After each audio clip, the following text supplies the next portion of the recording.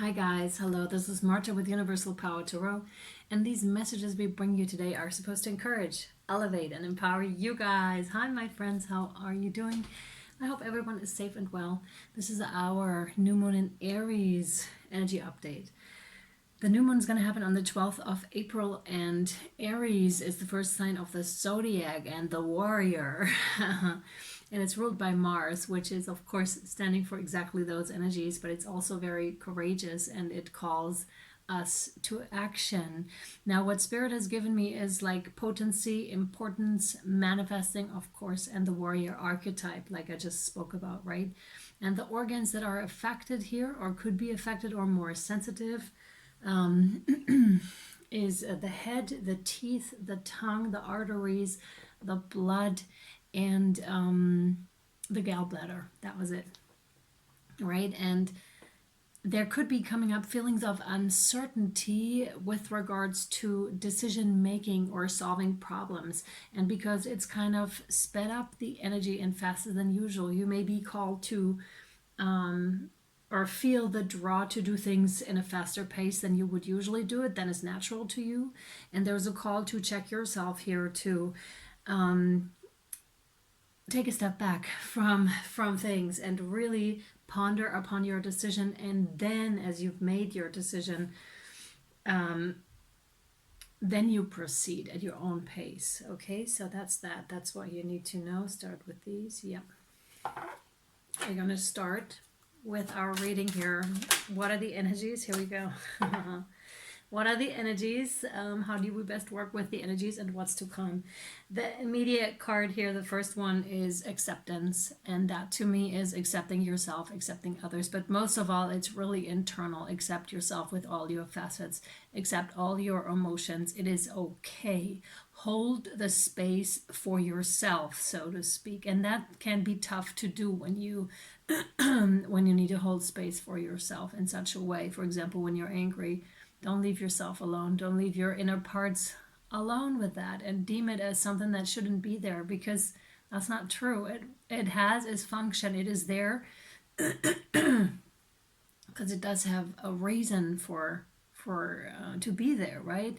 It does have the space and it needs to take it up too. It's much like with children when they have these emotions. We tend to be like, oh, let's, you can have a candy or something like that, right? To soothe it over, but it doesn't make it good. Doesn't make it like transform or go away. But when you actually are able to hold that space with a child or with your inner child, it's completely transforming, like, to the whole situation. That's what I'm strongly getting here. And it's also very freeing. We have rose petals symbolizing love, right? And feminine energies, and we have the doves here, so freedom. That's where the freedom is at.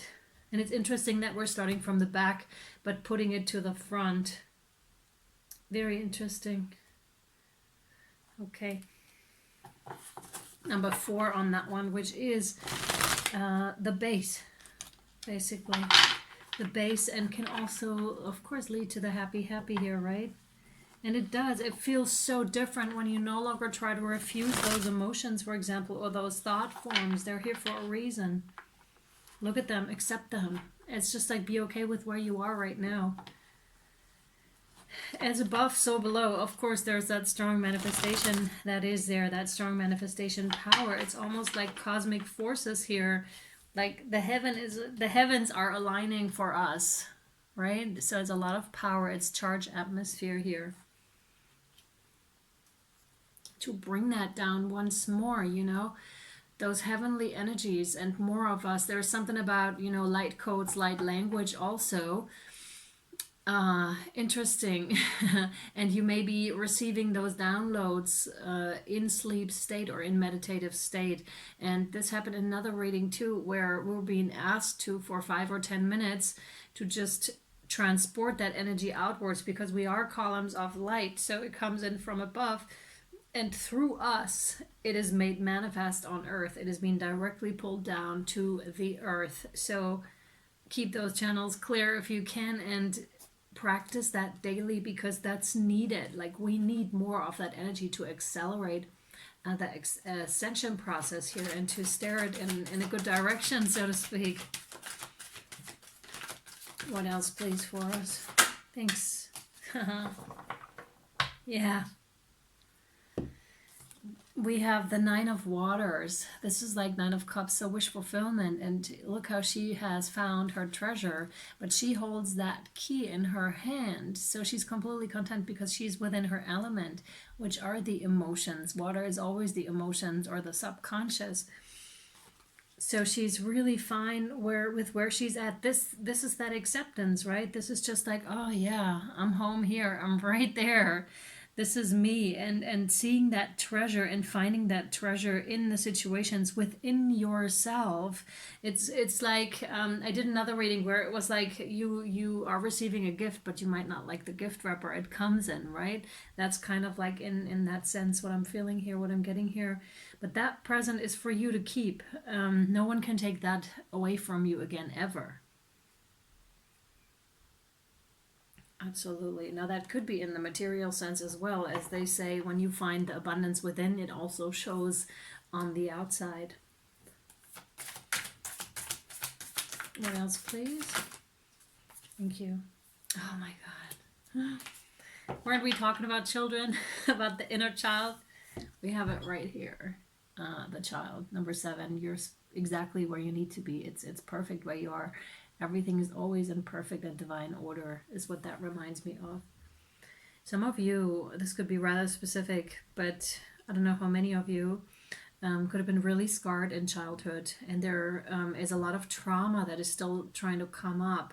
And it is often those children, inner children, and of course external as well, that had to have their anger suppressed, that had to have their sadness suppressed because they wouldn't have survived the circumstances.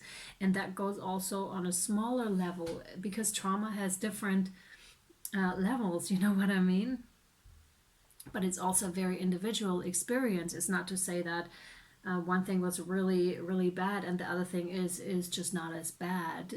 I wouldn't go there really, because this is again a very individual experience, and one thing may be traumatic to one person and to the other it hasn't been as traumatic. So it really depends on your own perception and how you feel. And if you're especially empathic, you know, it may have affected you a lot more than it would other people. Let's just leave it at that. Yeah, there is something about the moon cycle, so you may have already been working with the moon here to heal that part of yourself, that aspect, and to fully integrate and accept that part of yourself here. Yeah, that inner child. And from own experience, like this is, you could keep working on the inner child, I believe, till your life ends, right? There's always something that may be coming up. But then there's also the art from, you know, from surviving to thriving to actually stepping into your full life here. Yeah, there's a snake here too. Snakes have been showing up in the thumbnails also. Leo and Virgo had both snake images like in the thumbnails, which I found really interesting because I was like, that's cool, I like snakes. Always have.